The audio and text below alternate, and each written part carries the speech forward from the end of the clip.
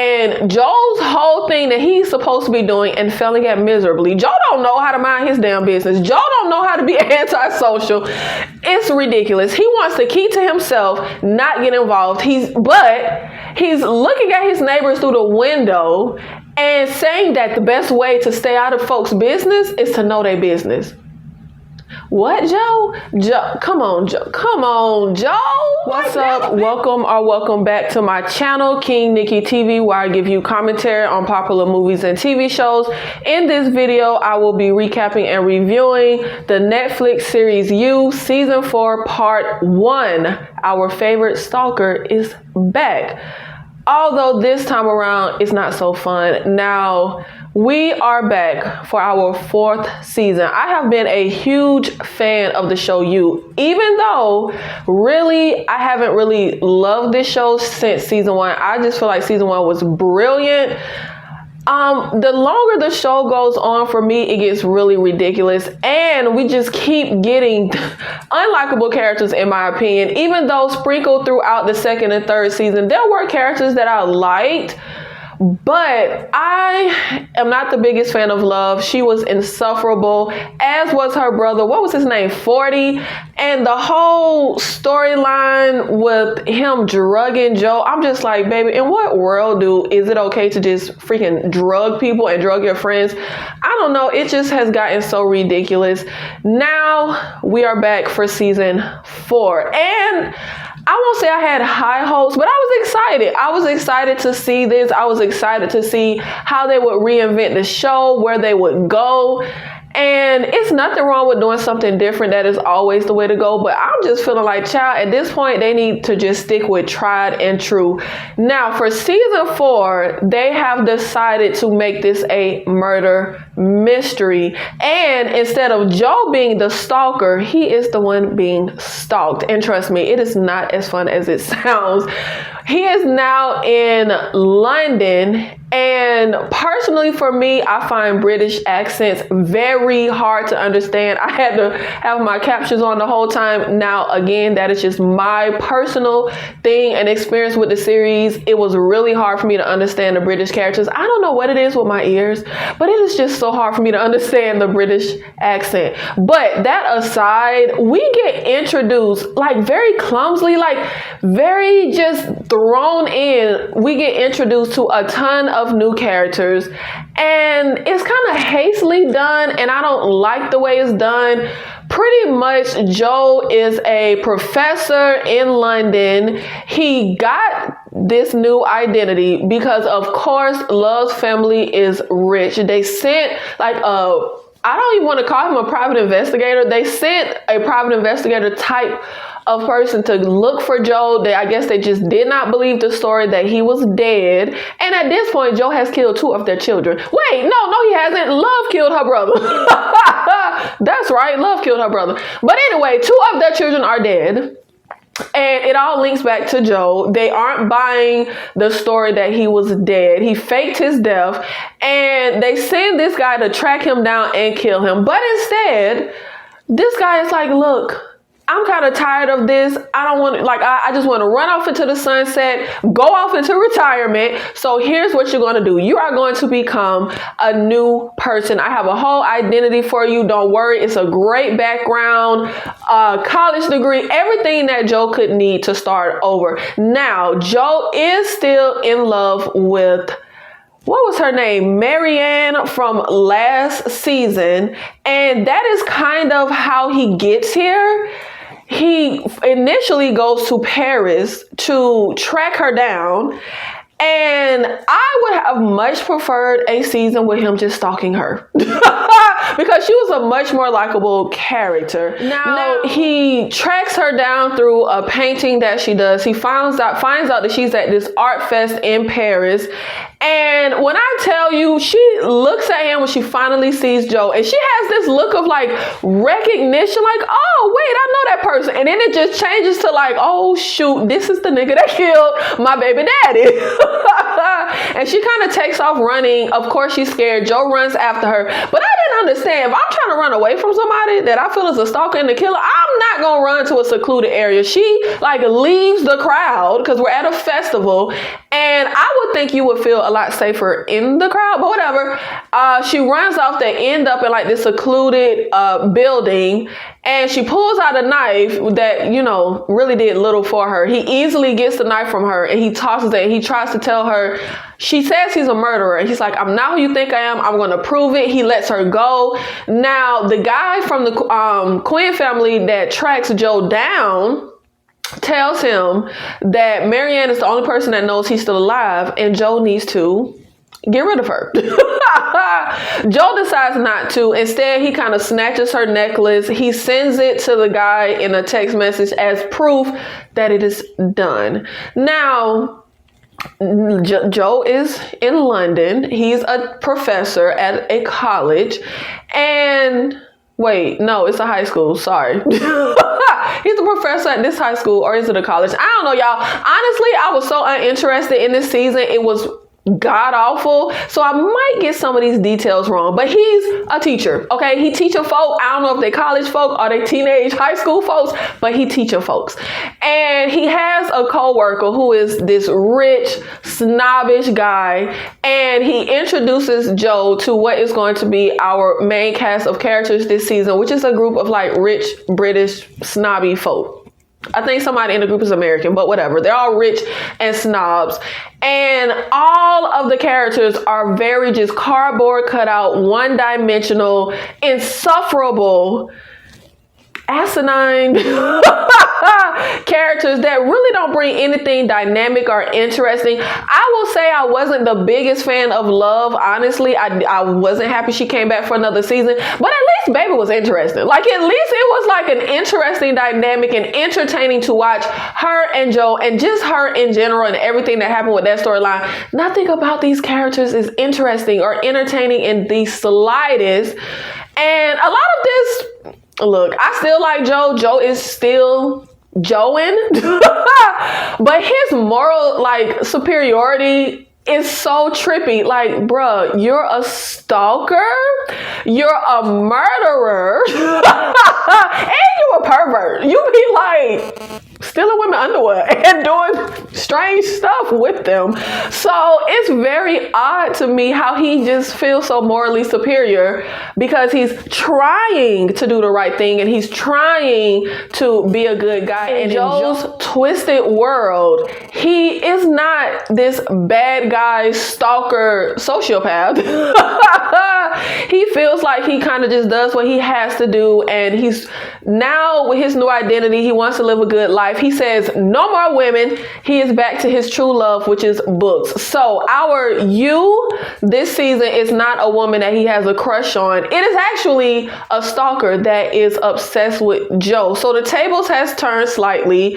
Very interesting idea to do something different, and instead of having an object of Joe's obsession, Joe is the object of some mystery person's obsession, which honestly was super easy to figure out. And I was half interested, half paying attention, scrolling on social media, and I figured it out in a flash. We have this group, like I said, of the snobby characters, and Joe gets invited out to this party because his neighbors across the way is that teacher co-worker and his girlfriend. Y'all, this girlfriend, Kate, is literally, for me, these are some terrible characters all around, but she is one of the worst characters. You know what I really can't stand? I really can't stand those like super bitchy, just filled with attitude characters, and they have like attitude for like no reason. Like, this isn't like Dokes from Dexter and his attitude. She literally has the most insufferable, unlikable, just piece of crap personality. I just don't understand what writers are thinking when they come up with these characters. Now, Kate ends up getting mugged, and Joe's whole thing that he's supposed to be doing and failing at miserably. Joe don't know how to mind his damn business. Joe don't know how to be antisocial. It's ridiculous. He wants to keep to himself, not get involved. He's looking at his neighbors through the window and saying that the best way to stay out of folks' business is to know their business. What, Joe? Joe, come on, Joe. Come on, Joe. Like, that don't even make sense. Like, what are you talking about? And it's a lot of Joe not making sense this season. But anyway, he ends up outside and he sees Kate being mugged. Now, Joe, you could have still minded your business, baby, because she wasn't getting murdered. She was just getting robbed. Baby was just getting robbed. You could have still minded yours. But anyway, he goes over, jumps in the car, honks the horn, kind of scares them off. And when I tell y'all, immediately from the very initial meeting with this woman, she has the worst attitude and just doesn't like Joe. No rhyme, no reason. She just has an attitude. Just the most terrible attitude ever. Anyway, her boyfriend ends up coming over to Joe's apartment, and y'all, really, I don't know half these people's names, so I'm just gonna be referring to them as the boyfriend, the co-worker, the snobby group, because it was just so uninteresting. I was not very invested. I was not really paying attention. This season was god awful. I'd rather take 40 back, who I thought was so fucking insufferable. But anyway, the boyfriend goes over to Joe's apartment and demands that he comes out with them because he saved Kate. And this is what I mean by Joe don't know how to be so baby, be standoffish. It's so easy. It's so easy. I'm very standoffish. And you invite me somewhere and I don't want to go, baby. I don't care how many times you ask me. I don't care how you push. The answer is no. And I'm just going to look at you like you crazy if you keep asking me when I done gave you the answer. But anyway, he insists that Joe goes. So Joe does. And when I tell y'all, Joe wanted to go. Joe will say in his mind monologues that he, keeping away and don't want nothing to do with something. But yeah, he does. Yeah, he does. From his actions, he wants to be in the mix. Anyway, he goes to this party at this club. There's like paparazzi outside. And again, I didn't like that in season 2 with 40 then when he went to a party and it was that sleazy guy that Jenna Ortega was being friends with. Like, I didn't like the whole social scene, fame, social media thing. I don't know. I didn't care for it. And we have it again this season. Not so much social media, though Joe does look folks up online, whatever. That doesn't bother me. But the whole like fame and paparazzi snapping pictures, how does Joe just so happen to always get mixed up in crowds like that? Like, I would think it takes a lot more to get pulled into like an exclusive club like this of like a group that's like, famous or whatever. Some guy says he's like adjacent to royalty. Whatever, my nigga. I mean, Joe got to your social circle, so you ain't that royal. But anyway, Joe goes to this party and for some reason just gets freaking blackout drunk. Now, child, if you really don't want to be here, why are you consistently taking shot after shot after shot just because folks is coming up and trying to give you shots? Like, it just doesn't make any sense. And they introduce these snobby characters and each of them get like some little background because Joe looks them up online. One girl is like, I don't know, a princess or something. I can't remember. It was the black girl. I don't know. Was she a Nigerian princess, y'all? Another guy, I don't know, y'all. It's a bunch of rich kids who come from money. I ain't got time to try and remember the uninteresting backstories. Now, when he gets to this party, he gets so blackout drunk that he wakes up in his apartment, no clue how he got there, and he finds his coworker dead on his table. And he has no clue what happened, how the guy got killed. He doesn't remember a damn thing. But Joe decides to go dispose of the body. And that is pretty much the season. We have this killer that is killing folks. It's the eat the rich killer. Again, why did we have to put that in? Like, y'all, it's so... I want to say it's so tired. Like, I don't know. I just kind of get slightly annoyed when shows kind of like pull the latest like trending thing to put on their show, and maybe it annoys me because they just never do it very well. But anyway, we have the eat the rich killer that is dropping off bodies with this group of friends. Very coincidental that you suddenly decide to do this when Joe shows up. Yeah, great. And of course, the grand plan is to frame Joe, like whatever. Now Joe disposes of the body, and this causes our mystery, because it ain't much of a mystery, killer to start texting Joe on some like app that immediately deletes messages after you send them. And he is stalking Joe. He's intrigued by Joe. He's intrigued that Joe, you know, was cunning enough or suave enough, whatever the hell enough to dispose of this body. Cause child, if I wake up with a damn body, I don't know what the hell to do. But Joe does. Now, I find it very odd that the guy goes missing and his girlfriend who lives with him like calling, leaving messages. But I'm like, girl, I can see if you ain't live with your boyfriend, but immediately that night when he doesn't come home, I would be going to the cops and flipping out and going crazy and trying to figure out what the hell is going on. Whatever the hell. I personally like whodunits. I like mysteries. I think they're fun trying to figure out who done it. But I said that the mystery of the whodunit in Knives Out, Glass Onion was like super elementary. Child, this was preschool. I was half paying attention and I still called it. So while Joe was out at the little party at this club, he runs into this guy Reese, whose books Joe has read, and he like really likes this guy. They strike up a conversation.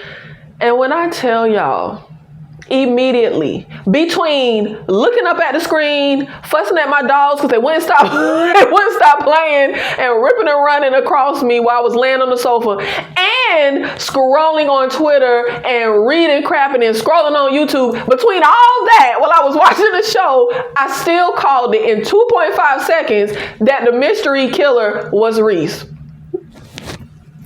So yeah, this was worse than an elementary mystery. Like the Encyclopedia Brown mysteries were like harder to crack than this. Now, another part of this season that I don't like is so Joe finds himself in a whodunit and he goes to research whodunits, because that's the logical thing that people do. If someone around you gets murdered, you go to the bookstore and you look up Agatha Christie. Now, Joe has this student who, while not very interesting, is the most tolerable character that they introduce. She doesn't bother me. She isn't annoying. She isn't as insufferable as the other characters that we get introduced to. Again, not very interesting. Jenna Ortega and her sister were way more interesting, but not insufferable amongst a cast of characters that you really just want them all to die. Now, she ends up doing this whole spiel where she pretty much lays out the rules of a murder mystery. I personally didn't like that. Like, no. I get what y'all was trying to do, but it didn't land. And she breaks down all of the rules, and she pretty much just tells you what's going to happen, even though anybody who watches this stuff knows what's going to happen. And she's like, oh, the second person who's the first suspect ends up being the second person to get killed, which, yeah, that's usually how it goes when you know. And of course, that happens. Joe ends up turning his attentions on this painter and starts thinking he was the one who killed Malcolm. That was the guy's name. It just popped in my head. Malcolm, that's the co-worker. That's the boyfriend. Now, Joe, who claims he wants to be antisocial, decides he must solve this mystery. He must stop this killer. Why? Whatever. I wouldn't care. When I'm on the run, faked my death, I wouldn't want to get nowhere near this. I wouldn't care. I might just quit my job and hop up and move somewhere else. Like, I would not get involved. But anyway, Joe does. And he decides, while he wants to be antisocial, the best route is to continuously go around this group, because he needs to question everyone and figure out who had motive, who hated Malcolm, and who the killer is. Again, why though? Why, Joe? Why? Like, you're supposed to be laying low. Getting involved, trying to catch a killer, that ain't laying low, hun. But anyway, of course, the painter gets killed. Just like his student said would happen. One thing that Reese does, or our mystery killer, because at this point we don't know it's Reese, even though we know it's Reese, he chops off a body part. He takes the painter's ear. He chops off, the ear had like this earring on it that the guy would wear. He chops off one of Malcolm's fingers that has this ring on it, right? And he sends the dumbest rudimentary letter to the cops that's with the finger, and it says, "This is not a kidnapping. This is a murder." Bro, y'all, come on, y'all. For me, if I'm the cop, maybe this ain't a very sophisticated killer. Like, that note was just so, like, talk about just plainly laying something out, and that is pretty much what this season does in part 1. And that's what I was saying in correlation to the student laying out a murder mystery, as if the audience don't know and can't figure it out themselves. They plainly lay everything out for us like we ain't got no brain. Just like this note to the cops. This is not a murder. That note tripped me out. And they do that with this season. This is a murder mystery. And this is what happens first. And this is what happens next. That is how they are communicating to the audience through this series. The same way the killer communicated to the cops with that dumbass note. Now, tell me if y'all think this makes sense, because I ain't think it made no sense. Back in my day, when I used to be on the scene, hanging out, had my social group, you would have times when you go out partying or whatever, and your friend brings some person that you don't know, right? And they could be cool. I could have a great conversation with them. But when that night is over, I don't think about them again. It is very odd to me that Malcolm brought Joe to one event, met these for one time, and all of a sudden, he in the clique. And the way the show tries to explain that is that apparently while he was blacked out, he had a conversation with the girl Phoebe. And he says something just so earth-shattering that she wants him around every time they do something. Again, bruh. What is y'all doing? Like, it doesn't make any sense. It's just not logical. Like, whatever. And something else with this group that I don't like, their conversations. First of all, everything feels very unnatural, but hey, I don't know no super rich snob, so maybe this is how they talk and act and communicate. But it all just felt so unnatural. And there's another conversation they have that was like super annoying that I didn't even care to hear.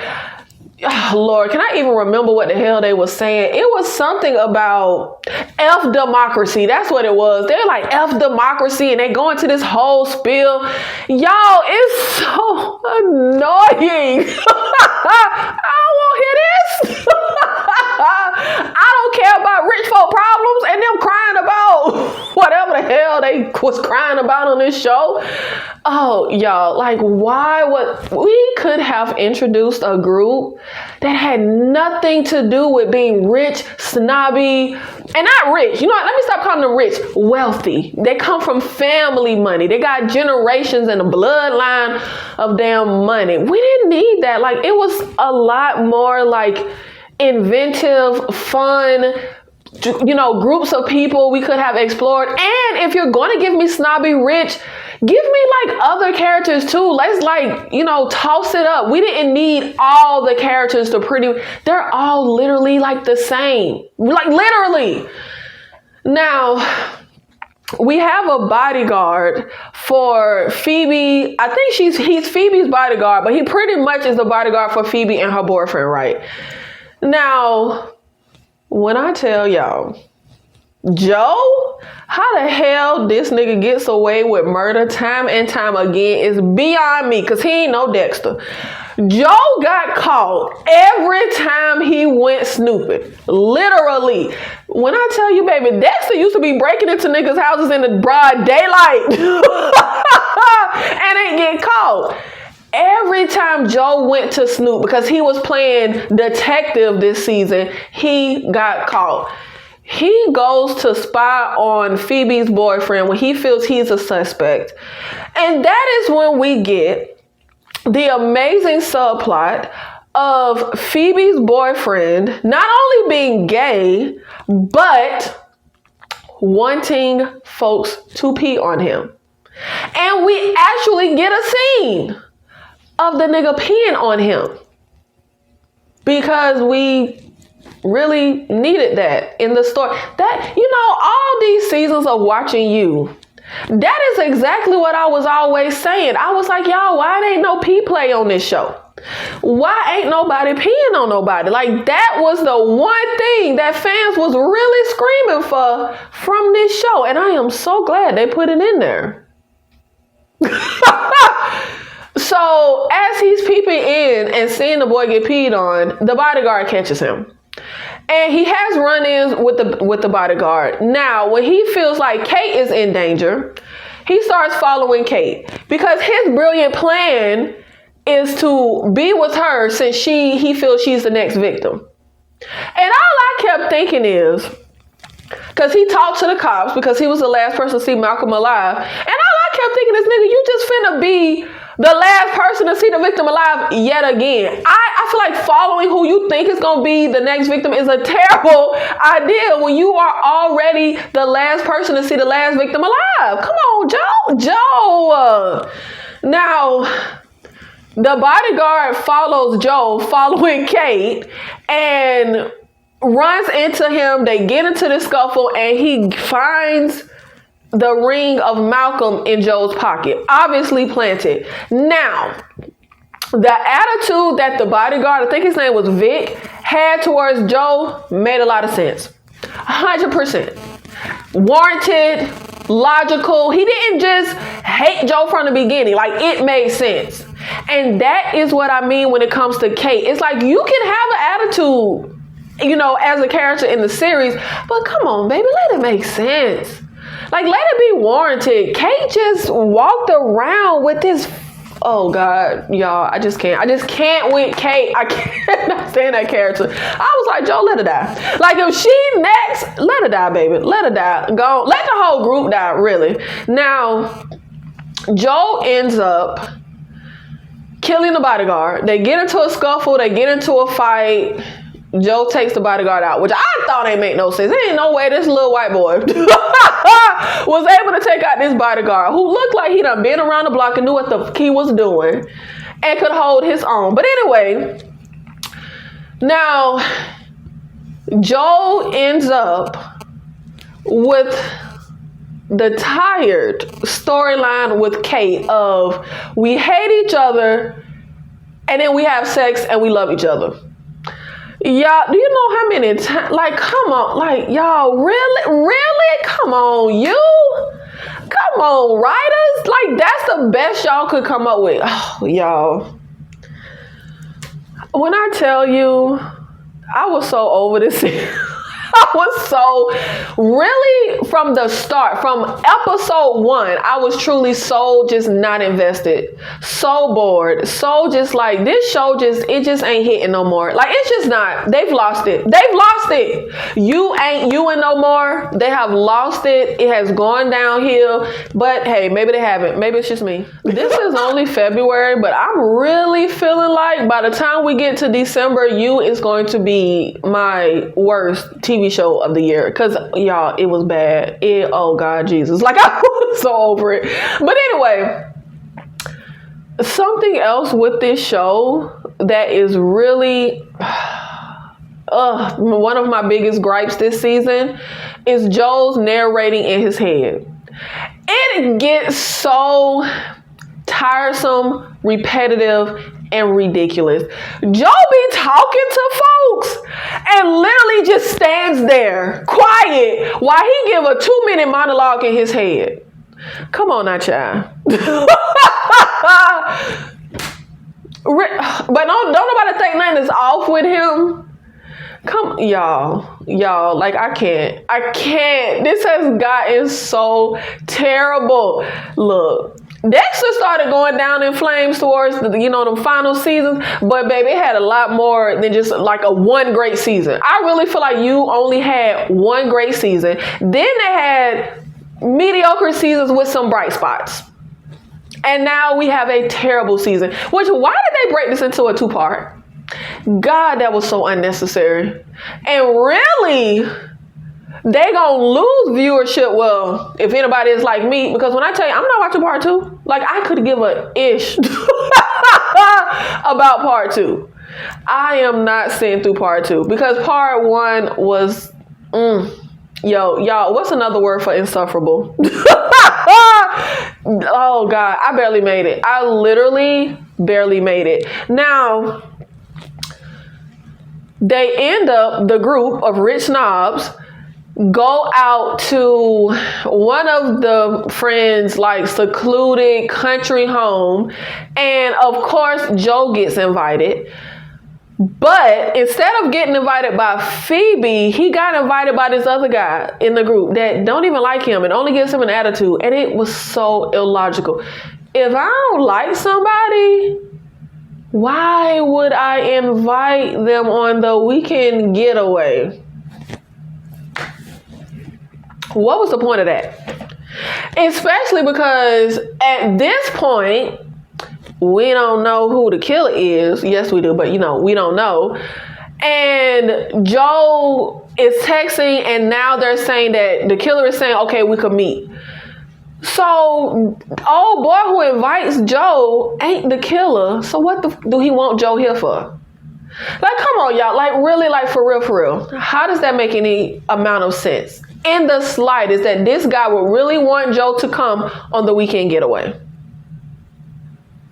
And then when Joe is there, old boy pays him dust and just gives him an attitude. Because Joe is like, we should talk, get to know each other better. And the guy's just kind of like, just walks off.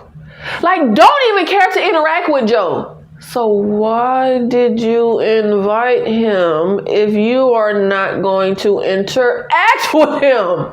Makes no sense. But suddenly the guy starts to pay Joe attention because the guy has a crush on Kate and he sees the sparks between Kate and Joe. So now he cares.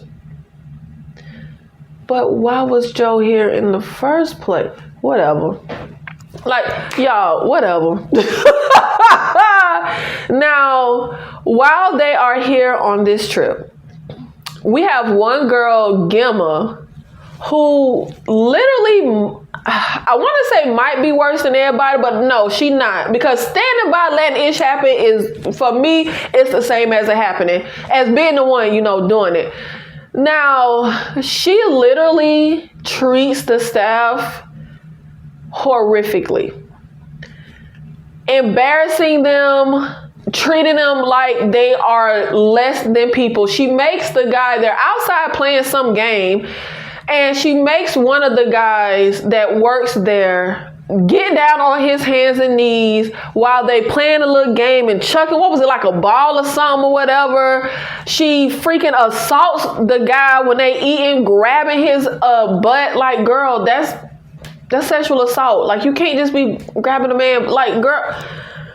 And everybody just stands there while she does this. While the guy, I would have been like, bro, don't get down on your hands and knees. Like, girl, get the fuck out of here. Like, it's no way I'm going to stand there while my friend, first of all, I wouldn't be friends with nobody like this, but if I was there, it ain't no way I'm standing there and you gonna tell this grown behind man to get down on his hands and knees when all he doing is just working his job and living his life, and you treating him like less than an animal. So ridiculous. Like, y'all, I'm just like, why was this the way the writer thought things should go? Like, one thing that I kind of don't like is when you get a bunch of characters that are being murdered and you literally don't care that they're being murdered. Like, there's no emotional impact because they are all such terrible people that you don't even care they die. That for me takes away from the story. There are no stakes. There is not one person who I care whether they live or die. Literally, not one. I mean, we know Joe ain't gonna die. It's his damn show. So when it comes to like the actual group of people that are on the chopping block and can die, I'm not invested. Who would be with people like this? I don't understand what the reaction is supposed to be from the audience. Like, I'm very confused. Because y'all could have just killed everybody in part one, and I wouldn't have gave a good goddamn. Now, Joe ends up falling for Kate. Child, Kate falling for him, even though I have no clue what there is to like. Because that girl. Anyway, he goes to finish his snooping while they're playing this little murder mystery game.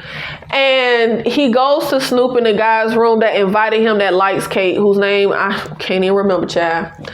Now, the guy catches Joe snooping in his room because, like I said, Joe is terrible and consistently gets caught every time he's snooping. The guy tosses him out the window. Joe lands on like a bush or something, I think, and survives.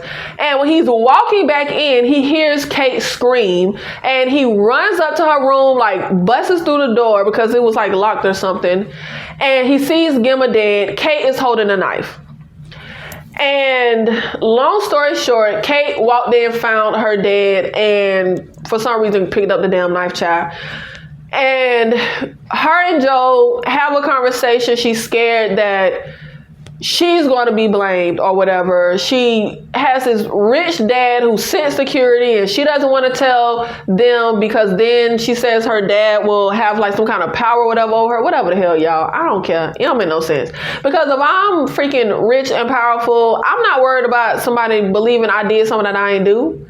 I walked in, I found the girl dead, I picked up the murder weapon. End of story. I'm sure you got the best lawyers that money can buy. Hiding the body did not make any sense. But anyway, she talks to Joe, who feels like he done fell for another love, another person that's killing, but she's telling him she didn't do it, she just found the body. And they both decide that they're gonna hide the body because that makes a lot of motherfucking sense. Long story short, they go take the body somewhere, but once they get back to the room, she realizes her bracelet fell off. And Joe goes to get the bracelet while she stays in the room to clean up. Phoebe comes in the room and Kate tells Phoebe everything while the guy that likes Kate is listening at the door, and he decides to go after Joe. And he holds a gun to Joe because he was like shooting innocent, defenseless damn birds. And he tells everyone that Joe is the killer in the oddest scene. Like I said, I don't know no freaking wealthy snobby people, but these people were acting just so unnatural and so inhuman. Their freaking friends are dead. Another friend comes in the room and says, I got the person that is killing all of us. Y'all, their reactions, they were literally sitting there like Beavis and Butthead. Like, it was so, it hurt my brain. I just feel like, I don't care how rich, privileged, come on, y'all. This was so, but hey, look, I feel like it was unnatural and illogical, but maybe I don't know what the hell I'm talking about because I don't know no Nigerian princess. I don't know no super rich kids. So look, hey, maybe I don't know what I'm talking about. But I would think that when it comes to matters of freaking life or death, that's when shit gets real. But for this group, shit never got real, which was very annoying. Now, Phoebe's boyfriend is mad at Joe. Oh yeah, I forgot to mention this. Before the guy that likes Kate decides to go after Joe, him and Phoebe's boyfriend have a conversation.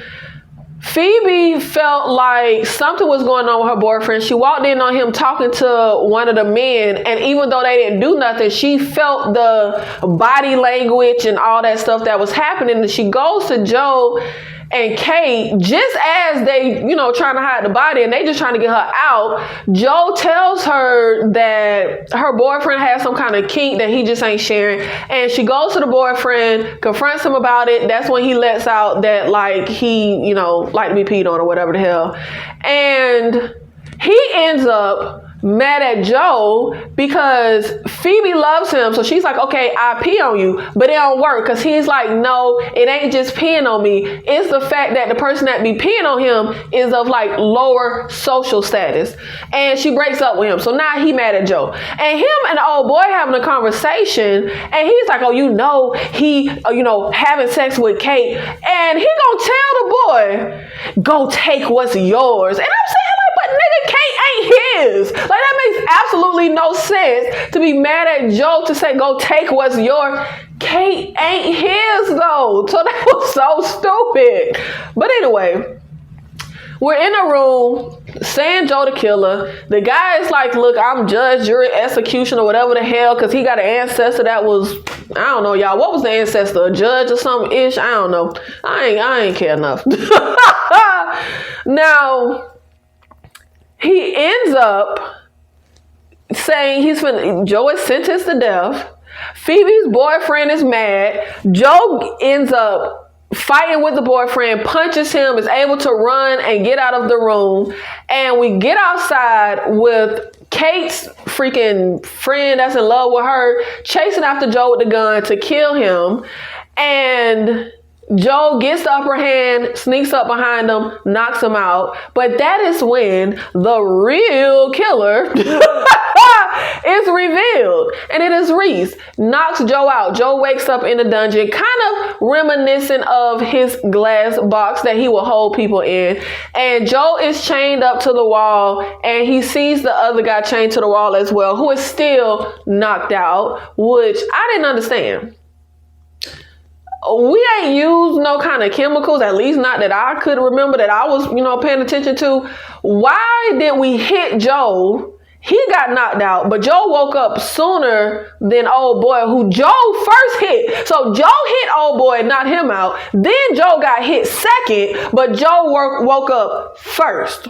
Whatever the hell.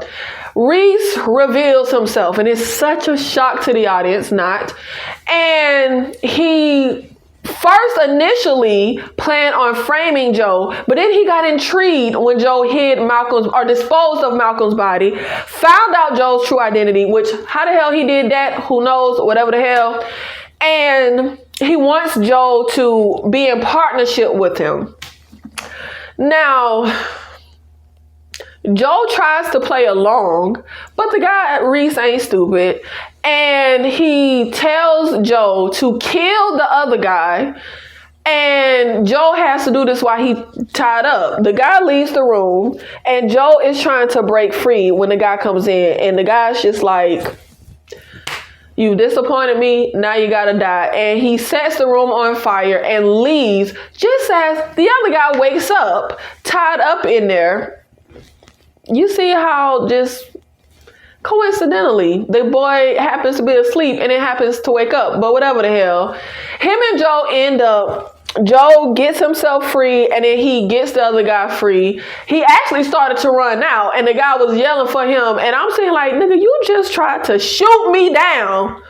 But anyway, because Joe, thinks he's a good guy, ends up helping him. And Kate is actually up at the top with some like grate or whatever, and she helps them get out. And pretty much part 2, I'm presuming, is going to be the fact that now the group knows Joe isn't the killer. Joe knows who the real killer is, which I am pretty sure he ain't gonna tell nobody who it is, because of course Joe, the good guy, wants to kill Reese himself, because that's what a good guy does. He don't take, the information of who the killer is to the cops. He kills the killer himself, because that's the only way for him to stop the killer is to kill, even though he not a murderer. But whatever, y'all. Yeah, maybe this was just my experience with this season. but it was literally some of the worst television that I have seen in a while. I don't know. Maybe I'm being over dramatic. Maybe I've seen, you know what? I have seen worse television, but this was bad. This was up there. This was, it wasn't good. It wasn't good. It was so bad.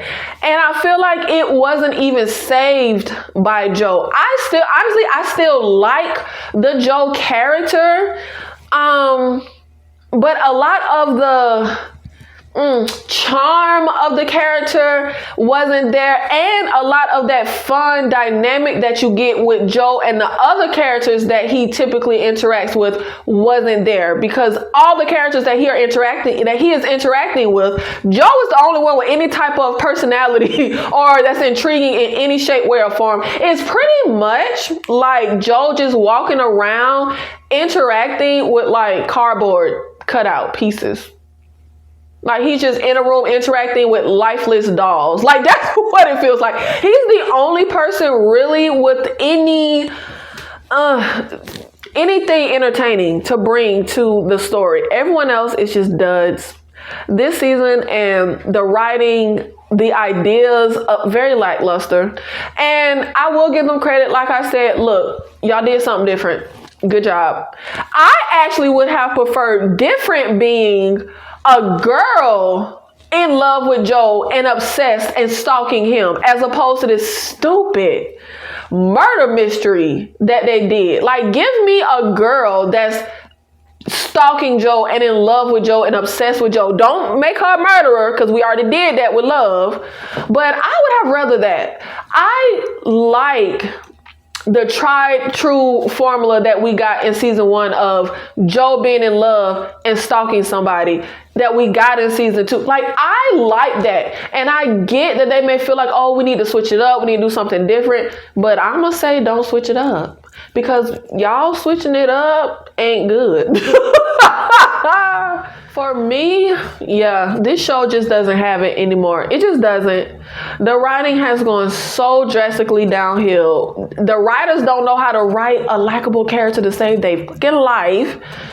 I'm not really sure who gets entertained and has an enjoyable experience watching a series where all the characters are fucking annoying. Like, I have no idea who can enjoy that. I can't.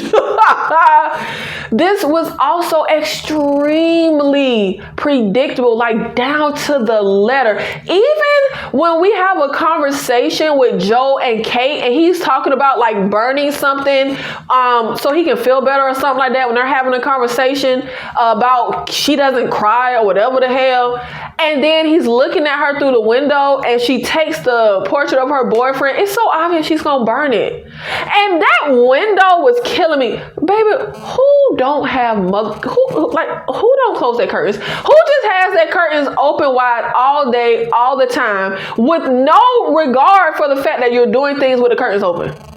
I have lived in places and have my curtains open and stuff like that. But then when you do certain things, you're cognizant of the fact that your curtains open and you close them. It was just so freaking stupid. And it was so ridiculous that Joe kept getting caught staring at the woman through his window. Come on, Joe. Like, it was so stupid. And baby, if I see somebody always looking at me through that window, no, child, no, something wrong with you. Because who does that? Who is just standing in that window looking at you all the time? Y'all, I can't with this show. Man, you has gone downhill fast. And they need to kill this season. They need to, no, not kill the season, because they've already done the season. They need to kill this series the way that Joe killed Beck. Just let it die. Please, just let it die. Y'all had y'all run, but y'all can't end on top, but just end. Just end. Thank you so much for watching this video, for supporting the channel. Let me know in the comments, how did you feel about part 1 of season 4 of You? Did you have the same experience that I did? Or did you have a much better experience? Honestly, I hope you had a better experience, because this was terrible for me. So hey, If you enjoyed it, let me know in the comments. I'll see you in the next one.